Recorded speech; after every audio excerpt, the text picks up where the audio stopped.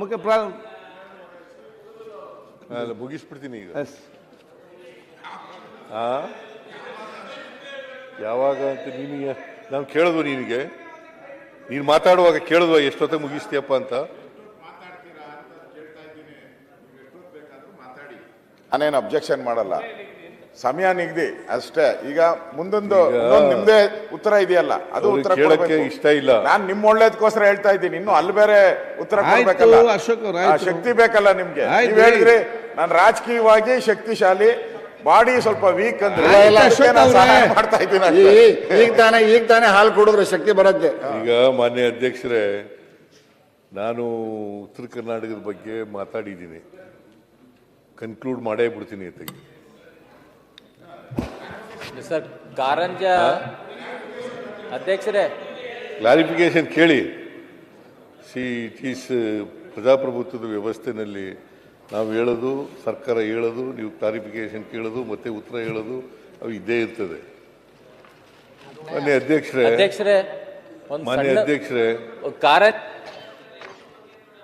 ಮುಖ್ಯಮಂತ್ರಿಗಳು ಅದೊಂದು ಪ್ರಸ್ತಾಪ ಮಾಡಿಲ್ಲ, ವಿನಂತಿ ಮಾಡ್ಕೋತೀನಿ ಸರ್.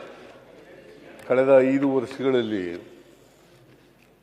ಕೇಂದ್ರದಿಂದ 1.5 ಲಕ್ಷ ಕೋಟಿ ನಷ್ಟ ಆಗಿದೆ ರಾಜ್ಯಕ್ಕೆ. 1.5 ಲಕ್ಷ ಕೋಟಿ ಡೆವಲ್ಯೂಷನ್ನು ಮತ್ತು ಗ್ರ್ಯಾಂಟ್ಸು,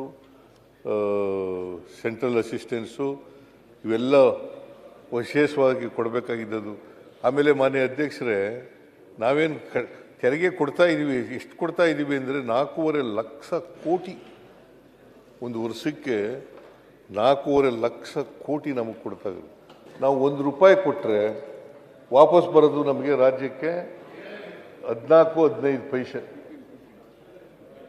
14-15 ಪೈಸೆ. 1 ರೂಪಾಯಿನಲ್ಲಿ 14-15 ಪೈಸೆ, 85-86 ಪೈಸೆ ಅವರೇ ಇಟ್ಕೋತಾರೆ. 14-15%. See, this is what going on. ಅದರಿಂದ ಮಾನ್ಯ ಅಧ್ಯಕ್ಷರೇ, ನಾವು ಉತ್ತರ ಕರ್ನಾಟಕಕ್ಕೆ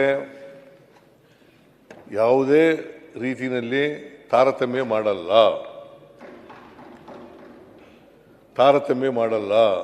ನಮಗೆ ಉತ್ತರದ ಜಿಲ್ಲೆಗಳು ಒಂದೇನೆ, ದಕ್ಷಿಣ ಜಿಲ್ಲೆಗಳು ಕೂಡ ಒಂದೇನೆ. ಈ ಭಾಗದಲ್ಲೂ ಕೂಡ ಇಲ್ಲಿ ಕಡಿಮೆ ಇರ್ಬೋದು, ಹಿಂದುಳಿದಿರ್ತಕ್ಕಂಥ ತಾಲೂಕುಗಳು, ಹಿಂದುಳಿದಿರ್ತಕ್ಕಂಥ ಜಿಲ್ಲೆಗಳು ಉತ್ತರ ಕರ್ನಾಟಕದ ಕಡೆ ಜಾಸ್ತಿ ಇದ್ದಾವೆ. ಅದರಿಂದ ಇವನ್ನ ಸರಿಪಡಿಸ್ತಕ್ಕಂಥ ಕೆಲಸವನ್ನು ನಾವು ಮಾಡ್ತೀವಿ. ಅದಕ್ಕೋಸ್ಕರನೇ ಪ್ರೊಫೆಸರ್ ಗೋವಿಂದ ರಾವ್ ಅವರ ಸಮಿತಿಯನ್ನು ಮಾಡಿರ್ತಕ್ಕಂಥದ್ದು. ನಿಮಗೆ ಒಂದು ಉದಾಹರಣೆ ಹೇಳ್ಬಿಡ್ತೀನಿ. ನಾವು ಮನೆಗಳು, ಇವರು ಎಷ್ಟು ಮನೆಗಳು ಕಟ್ಟಿಸಿದ್ದಾರೆ ಇವರು ಅಧಿಕಾರದಲ್ಲಿ, ನಾವು ಎಷ್ಟು ಮನೆಗಳು ಕಟ್ಟಿಸಿದ್ದೀವಿ ಅಂತ. 2013-18ರಲ್ಲಿ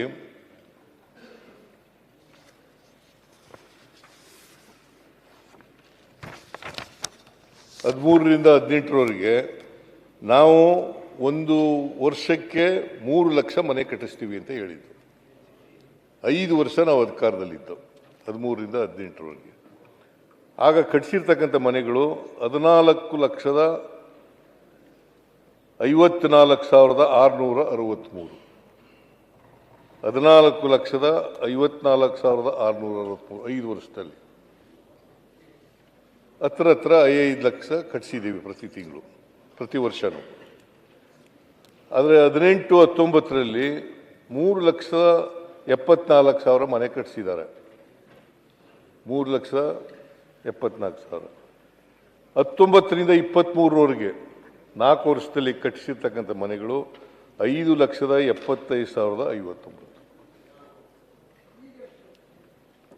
5 ಲಕ್ಷದ 4 ವರ್ಷ ಅಧಿಕಾರದಲ್ಲಿ ಇದ್ದಾಗ,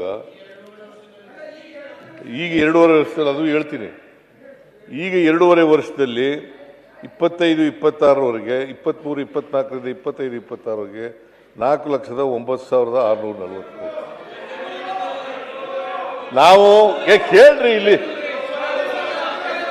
ಒಂದು ಮನೆ ದಾಖಲೆ ಮಾತು ಕಂಪ್ಲೀಟ್ ಆಗಿ ಮತ್ತೆ ಕ್ಲಾರಿಫಿಕೇಶನ್ ಕೇಳಿ ಅವ್ರು. ಬೆಂಗಳೂರಲ್ಲಿ 1 ಲಕ್ಷ ಮನೆ ಕಟ್ಟಿಸ್ತೀವಿ ಅಂತ ಹೇಳಿದ್ದು, ಅದನ್ನ ಕಟ್ಟದೆ ಬಿಟ್ಟವ್ರು ಯಾರು?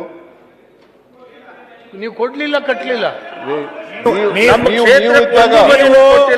ನೀವು ಅಧಿಕಾರದಲ್ಲಿ ಇದ್ರಲ್ಲ ಅಲ್ಲ ಸರ್, ಆಗ 4 ವರ್ಷ ಇದ್ರಲ್ಲ.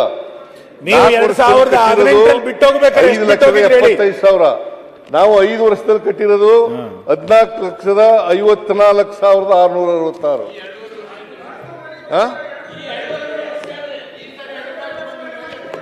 ನಾವು ಕಟ್ತೀವಿ. ಹಳೇದ್ ಬಿಡಿ ಸರ್, ನಮ್ದು ಕೇಳಿ ಇಲ್ಲಿ, ಅದು ಕೇಳಿ ಇಲ್ಲಿ, ಇವರು ಇದೆಯಲ್ಲ ಫಲಾನುಭವಿಯಿಂದ ದುಡ್ಡು ತಗೋದು, ಅದು ಮಾಡಲಿಲ್ಲ. ನೀವು 4 ವರ್ಷ 1 ಲಕ್ಷ ಮನೆ ಕಟ್ಟಿರ್ಬೇಕು ಅಂತ ಹೇಳಿದ್ದು ಬೆಂಗಳೂರು ನಗರದಲ್ಲಿ ಕೊಳಗೇರಿಯವರಿಗೆ, ಕಟ್ಟಲಿಲ್ಲ. ಅದನ್ನು ನಾವು ಕಟ್ಟಿದ್ದೀವಿ. ಈಗ 4,09,643 ಮನೆಗಳು ಕಟ್ಟಿದ್ದೀವಿ. ಉತ್ತರ ಕರ್ನಾಟಕದಲ್ಲಿ 2,09,836 ಮನೆಗಳು ಕಟ್ಟಿದ್ದೀವಿ. ಸುಮಾರು 51% ಮನೆ ಕಟ್ಟಿದ್ದೀವಿ.